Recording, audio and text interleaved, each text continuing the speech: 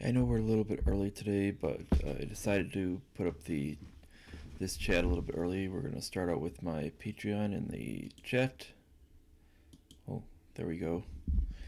And this one's going to be a little bit different. You're probably going to understand why we're going over this topic. It's why property rights must be respected. Now, we're also going to go over like in a historical sense as well. Now, for people are going to have to understand why we go over this specifically on the historical sense as well. Now, this is going to be going not as much on the individual, but more from an actual standpoint of individual countries in this case. And this we're going to be looking at why the property rights of an actual country should be respected.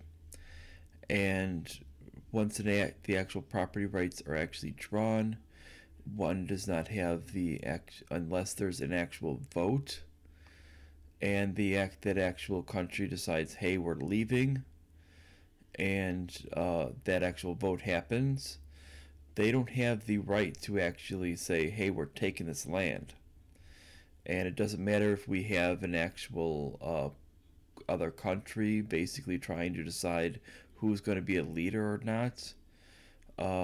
Like in the case of the United States trying to strong arm roughly about a third of the countries, third to about a quarter of the countries of the United Nations to declare a Venezuelan leader, Juan Guaido, whose chief of staff was arrested because he was linked with a terrorist organization, which would mean the whole group which is Juan Guaido's group, is linked with a terrorist organization, which is not uncommon because the fact is we're talking about Juan Guaido's group is actually violent socialists. The whole group of them is basically there's about out of the actual whole group of parties, I believe in his party is actually a group of about 10 micro parties, and only about 2 of them are progressive and the other 8 are socialist. Now, what he actually represents is actually violent socialism in the style of Che Guevara. So when we're talking, it's basically what it was essentially was the choice of Castro versus Guevara. And I think that was a clear decision that no intervention would be the best solution, because you're not going to get any actual change. The only change is that the government wanted was essentially we'll get our guy we'd rather have a violent socialist who listens to us than an actual just socialist who only gets violent when the situation goes dire, that's not going to listen to us. And that was basically what the situation was. But in this one, we're actually going to be looking at more in a broad sense and not specific, and you're going to see why we're looking at a broad sense, because what ends up happening is you're going to see why and where these actual situations come from. Now, what happens with it is when you actually have a government that's actually highly limited, they have no need to build an empire, because an empire is completely useless to them. They only want to focus on their own defense, and which means they don't want anybody attacking them at all, and they want to only focus on their own affairs. The only interaction that they have with any other country would be economic with other nations. And when it comes to the dealings with immigration with other nations, and that would be it. There would be no actual purpose for empire building. Empire building, basically, it comes in 2 different models. Now, if you're lucky enough to have the kind of industry standard for the whole world, for the currency, it allows you to essentially manipulate your currency with inflation to ensure that you can keep building upon debt, because people are going to keep believing in that garbage. and you can work with the fiat currency. Now, this is essentially what the United States has been doing for a long time. We've been doing this since, what was it, 1973, I believe, is what the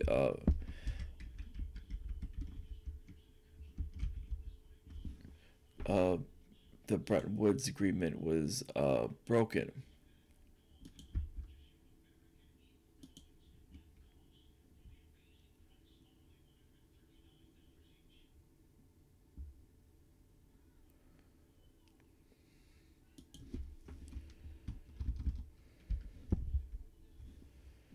I believe that, oh no, sorry, it was 71. But I believe it's, they fully, I guess they fully made it into 73 was when was when we started to enter into a fiat currency. But it was 71 when it was announced. So we're talking that it was essentially that it was 71 that was that was announced that we were going into a fiat currency. But 73 was essentially when it started to come into play. So what we're talking about that is is this actually change the actual policies of what we're doing. Now, if you take it from, let's say we're taking it from 73, we're talking, what is that, 46 years since the actual point. We're talking about 47 to 48 years if we take it from the initial announcement. And this is very, very important to understand, because this is where they're actually making this change. And when we're actually doing this change on the Bretton Woods Agreement, that's essentially when we entered into fiat currency, basically nothing more than printed paper, which is completely unconstitutional to the actual system. Because essentially anything other than coined money was unconstitutional, and this is what is actually understood. And anything other than that would be essentially counterfeit money, regardless if the government is printing it or not. Now, what this means is that you could essentially inflate your money, and you could essentially work on other countries and people holding the debt, and you don't have to worry about it. And that was essentially what you could do is you could essentially use this to pay for any social programs, any programs overseas, and you could essentially run a huge government. Now, this is essentially what is needed for things on the idea of socialism. And it would require, that's what it requires. It requires essentially that. Now, there's two ways you can do this. Now, either you do that, but in the case that you don't have this ability to have a currency that's viewed in that manner, in which people are going to pick up this because they believe in this fiat currency, you have to do the other option, which would be that you need to annex other lands and take their stuff, because you need something of value. If you don't have something of value, they're not going to pick up your debt, because they're going to view it as you don't have anything worthwhile, because they want something at least worthwhile to make it worth their investment on the debt, that if they have to collect, that they want to make sure it's worthwhile. Now, this is where we get to why countries do create these empires. Now, you have two of the ideas: either A, get another country to believe in this garbage of what you're holding, and get them to fall for this huge Ponzi scheme of what you're doing for a bunch of debt, where you keep basically selling off old debt and buying new debt, and you do this huge long scam, or and without the intention of actually buying without the intention of actually eliminating debt, or what you do is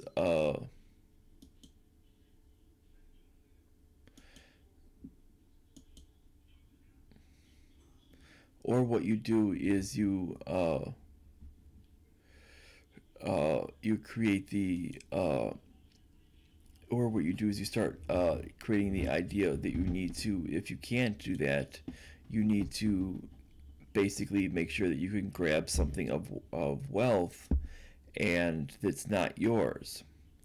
And this is where we get the idea of theft of property.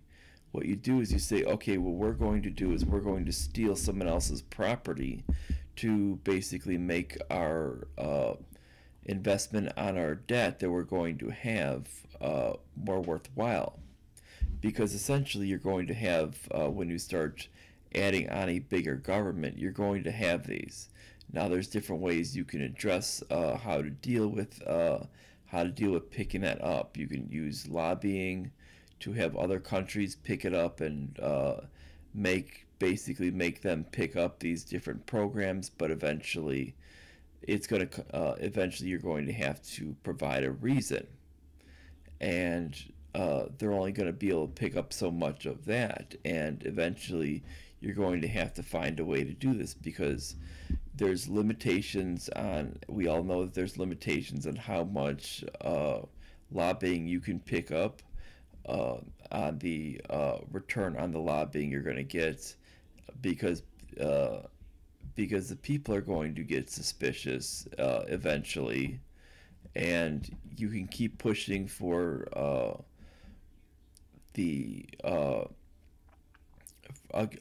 with these nations, you can keep trying to push for laws against them, laws against the criticism of it, but it's only going to create people to be a lot more suspicious, and that's something that needs to be understood, and that will raise more suspicion in the long run. And so that's not going to be a good idea to actually do, and you can try to sanction members that are critical of your lobbying efforts if you tend to be too greedy. Now that's one thing that can actually happen. You can also have other ways to fund it, would be to essentially raise taxation. Now we all know that there's only so much money you can get from taxation, because if you raise it a certain amount, you're going to have businesses leave. And we all know that there's a certain cap that people obviously know. And then in this in a global economy, we know that that number is likely a lot lower than it was essentially 20, 30 years ago. And that's what's made it a lot tighter than what other people believe it to be. So we're talking that it's actually a lot lower than what people might have thought of what the actual peaks could be in the tax rates for both individuals and for corporations, or business tax, I should say. Now then you have your last one, which we talk about, which is essentially something to do with, which is essentially to annex land, which is essentially stealing land, and that's essentially going to, it might work for a short period of time to gain wealth off that, but eventually you're going to find what's going to happen is you're going to grab a bunch of people against you. Doesn't matter if you grab a couple of people that are in your support. Eventually what's going to happen is it's going to be a collective effort against your country, because the costs are going to go up, because eventually people are going to say, we don't like what you're doing. And it doesn't matter what you're doing with it, and especially if you're acting in a very, very militant way, people are going to say, we don't like it, and they're eventually going to turn on you. And it doesn't matter what type of sob story you can spin with your past.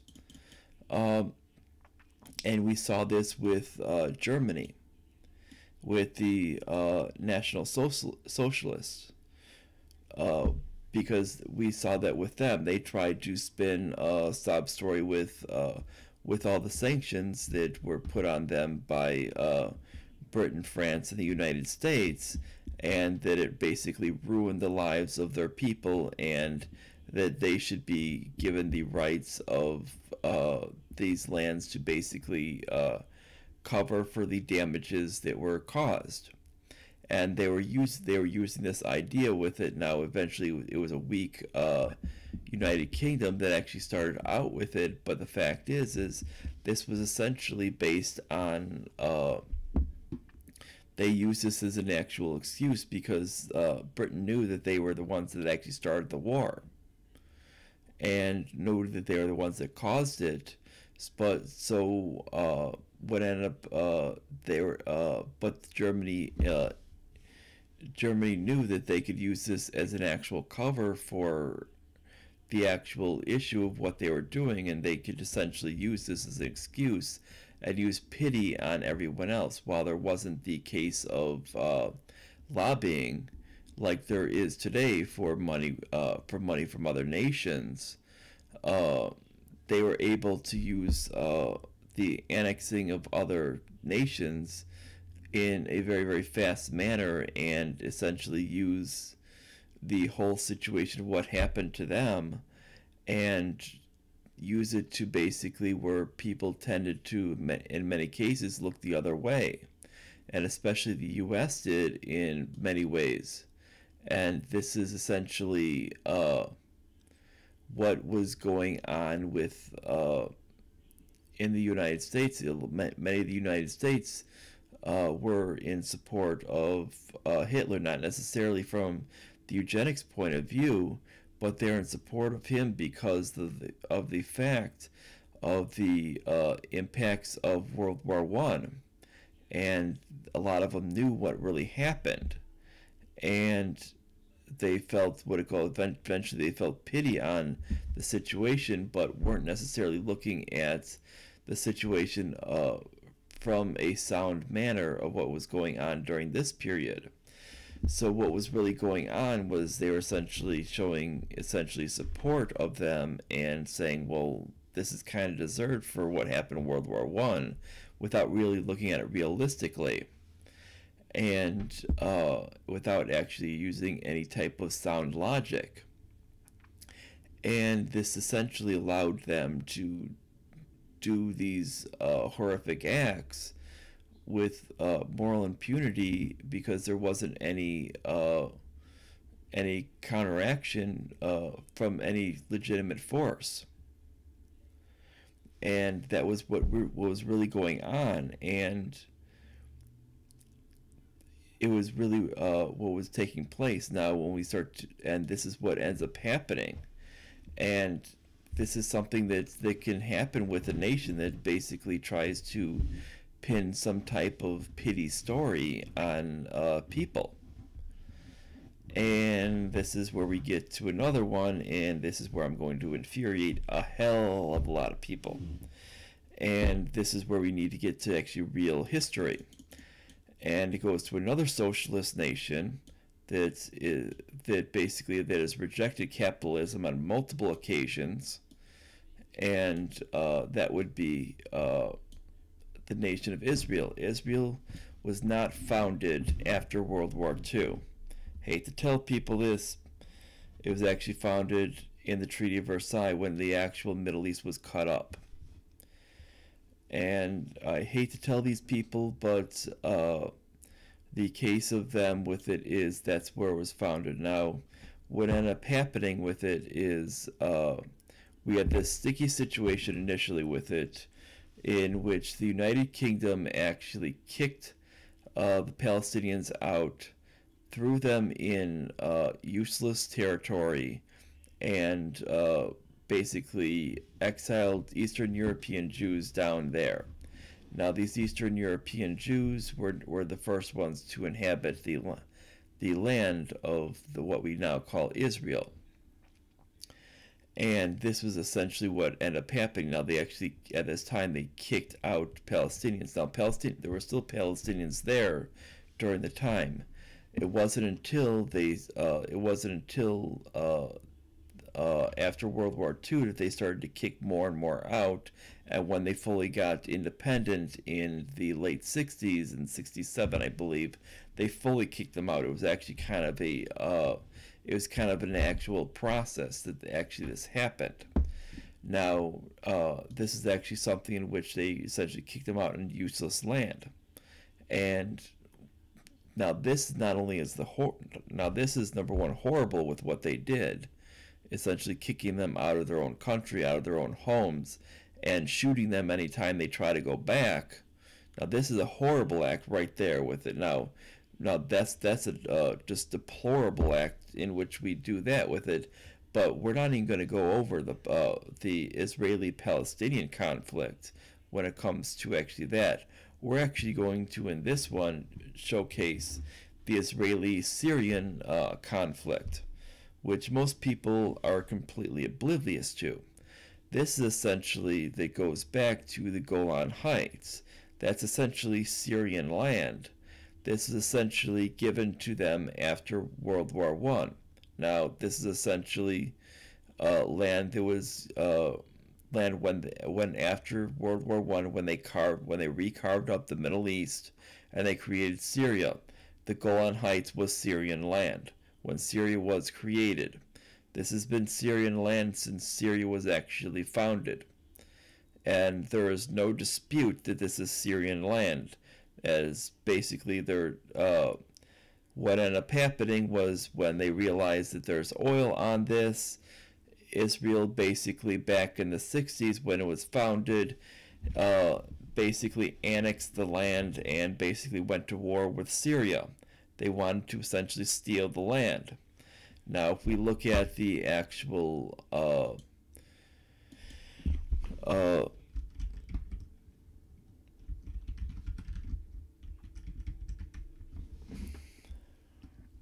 UN Charter, I mean, you could pretty much go into that on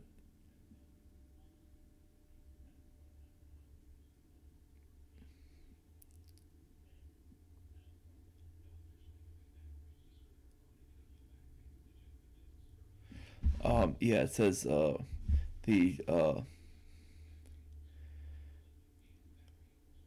it says right here, annexation based on the illegal use of force is condemned in the Charter of the United Nations, and this comes from Britannica right there, and it's on the UN chapter 12.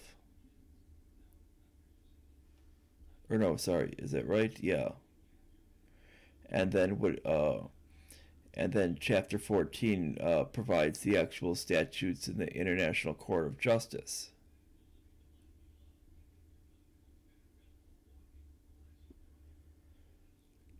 Yeah, so basically they do not allow for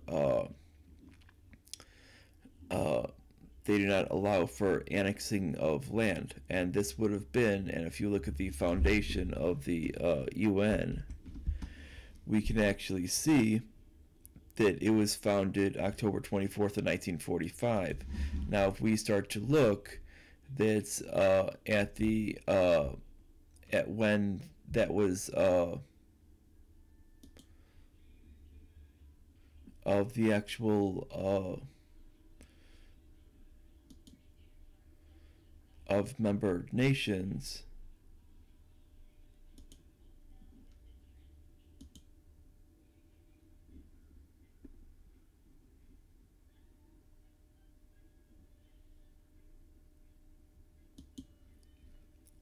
Is we can basically look at Israel's been a member since 1949, which would have been considered previous to its actual independence. And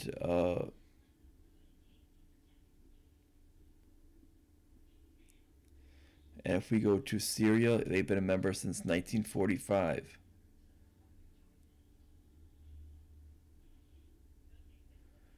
and as a former member of the United Arab Republic as well. They joined in 1945, and they when they split with its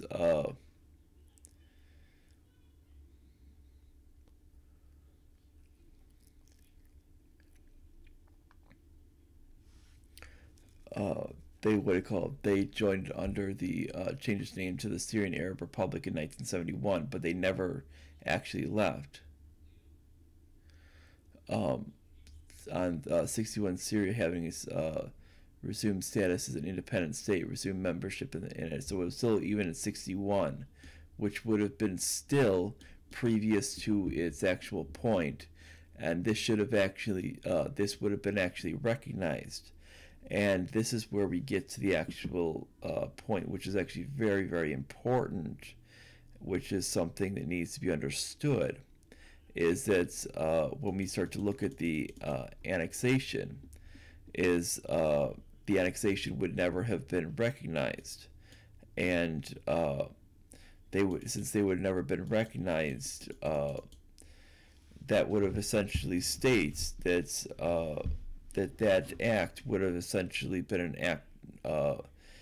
act where they would not be recognized by the United Nations, essentially diplomatic board of they would essentially been stating whether or not that would essentially been viewed as part of Syria or part of Israel after any type of military conflict, and this would have essentially stated that was an annexation, and it would essentially stated that was essentially an aggressive act on Israel's part to essentially as an actual theft.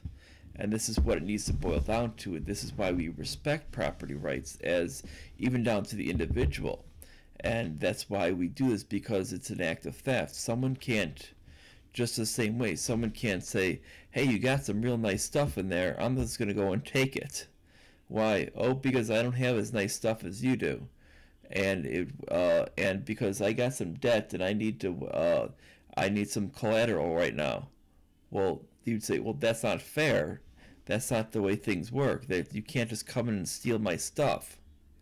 And well, that's what essentially annexing is, and that's why essentially what we get is you'll have a lot of these socialist countries do that. Now, if socialist countries don't, they fall into mass disrepair in the case of countries like Venezuela. And you'll see Venezuela is one country that's fallen into disrepair because they haven't done any of these things. They haven't essentially had the benefits of a currency in which they can take a lot of their in which a lot of people believe in the whole world. They haven't had the benefit of being able to annex their neighbors, and that's where they've had these problems, and that's why their whole system went and collapsed very, very fast. And this is what needs to be understood. And when you don't have that, when you're not essentially using the lobbying system, in which is relatively new to within, I'd say, the last 60 or so years, when you're not using that system to essentially gain and trying to grab some free money, essentially the outcome is going to be that what's going to happen is you're not going to fare very well, and essentially your country is going to fail on that. And you're not, because you don't have this world reserve currency.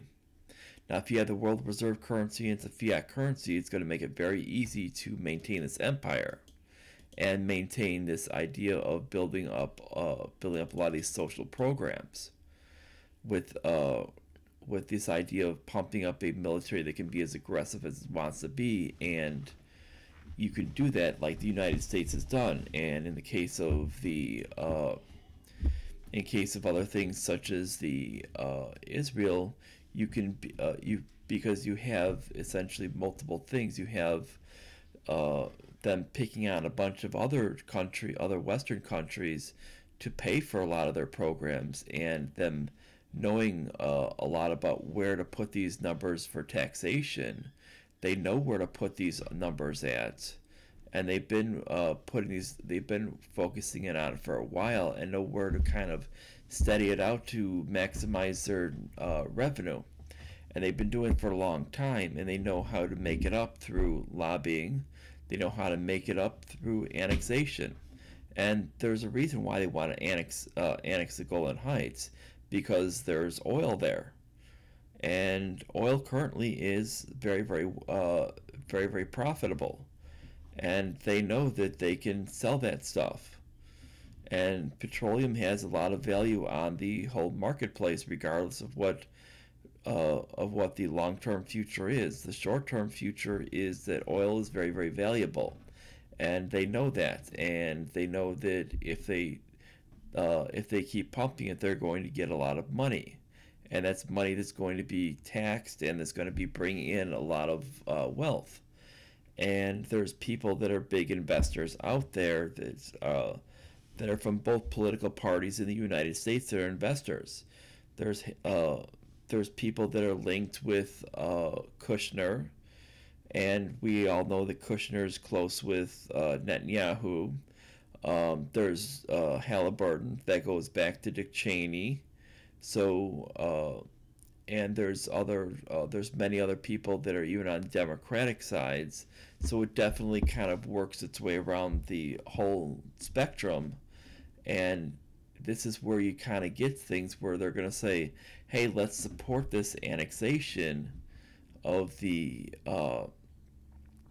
land, even though it's not legitimate. And it's because there's a lot of profitable things for both Israel and profitable things for both political parties in the United States, and they'll do it because of what it actually means, regardless if it's actually legitimate. And they know that this is what is actually necessary for them. Now, what is the United States going to get out of it? Well, the United States essentially wants to ensure that they're going to have a leader that's going to be beneficial to them. Now, if a leader changes and they go, you know what, we're going to change policy, especially, like, let's say radically. Let's say you get someone who is not a Zionist leader for Israel. They essentially believe in completely different tactics. Let's say you get a capitalist out there who just believes in, they only want to focus on Israel itself. They're not concerned with militarization, and they're not focused on making Israel a Jewish state anymore. And they want to drop all of these ideas. They only want to focus on it from a secular nation. Now, what this will do, this would essentially change the actual tactics, and it would essentially change everything out. Now, the U.S. wouldn't approve of this because they have a lot of leaders that actually want the status quo, and the status quo makes it very profitable. This would mean that they would probably hand all of that land back over to Syria. Syria would probably state that the drilling has to immediately stop, that the oil rig has to be removed, and that is now because that is now property of Syria, and Syria is going to take it as their own property.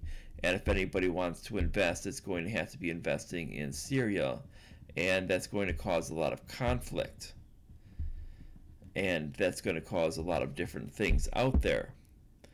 And that's why there's a whole big thing. That's why if you look at the way we're seeing a lot of promotion for Netanyahu being able to speak and meet in the United States, speak in the U.S., and then having people like Mike Pompeo speak out there and meet out there in Israel and make it out to be like this, and then why we're having Netanyahu attack Gaza is because he wants to make it out to be like, see, I'm protecting you people. Meanwhile, he's doing nothing more than attacking innocent civilians, and that's really what's going on there. And this is basically what it is to create this illusion, uh, and it's really out for a political story, and it's more propaganda. Now this is another tool that you find in socialist governments, and this is really what we need to admit out there, is that this is what Israel is. Now, while they might take funding from other sources, it's just something what we see out there, and Israel really is a socialist government. They use alternate funding sources, and while this is an ingenious method, it is not exactly what we call using ethics, and they're not exactly an ethical country.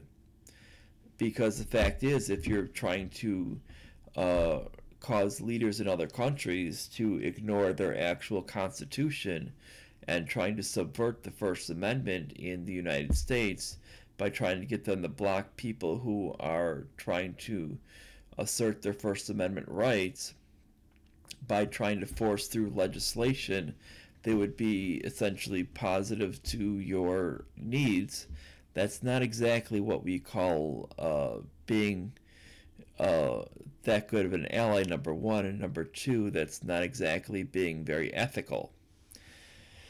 Now, the ethical thing would essentially be they should be stopping the militarization, and when you're firing on unarmed people, which is essentially what they're doing, that's not ethical either. You don't fire rockets and fire guns at unarmed people. There's just something inherently wrong about that, because the fact is that there's just a basic code of conduct in how we handle ourselves. You don't just basically say, hey, he's unarmed, I'm going to shoot him. Hey, they're unarmed people, I'm going to launch a rocket and basically blow body parts from here to Kingdom Come. And that's what they're doing. And whenever there's an actual resolution in the UN, what's happening is the U.S. is saying, okay, we're going to block it. Well, the fact is we need to essentially, the UN is going to be effective, and regardless of what we feel about the UN with it, I have a huge number of problems with the UN, with how they're trying to put in things that are usurping individual legislation in each country, which if they were actually acting as an actual diplomatic body, here's where they can actually be good. Now, what needs to happen is they need to eliminate the different councils, like human rights councils and defense councils, and just basically have these in individual votes. Now, what needs to happen is they need to eliminate people from being able to veto. When people veto with it, this makes a huge problem, because you'll have one country say, you know, with it, this is what this makes our relations with this country look bad, I'm going to veto. Well, the fact is if you're going to veto with it, well, make it then you're making the whole body illegitimate.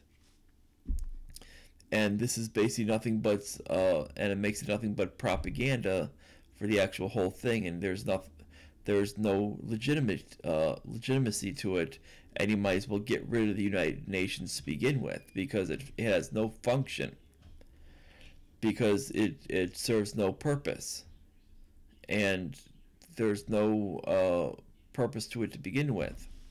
If you're going to essentially allow nations to say, you know what, I'm going to veto this thing because we like this nation regardless of what atrocities that they've committed, and it doesn't matter if they've shot children in the face, doesn't matter if they've blown them up, doesn't matter if their defense minister has said they'd rather have ISIS than Iran, and it doesn't matter what they've stated, we're still going to stand by them. Well, the fact is if you're going to block, if you're going to allow them to essentially block any resolution because you've given them veto power, well, that's insane.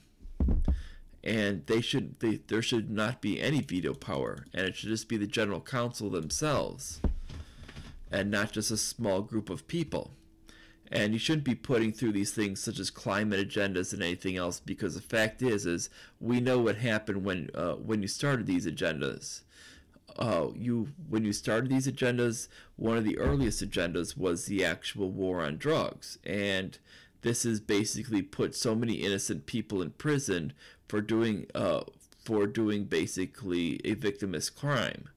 And guess what's actually happened is you've had people die in prison because of it, and it's because there was basically a hysterical action against it, because people are like, oh my god, marijuana is a gateway drug, and this is a bunch of hysteria, and we want to basically do this because we think hemp could replace other forms of rope, and we want to stop this right now before it actually starts gutting our industries.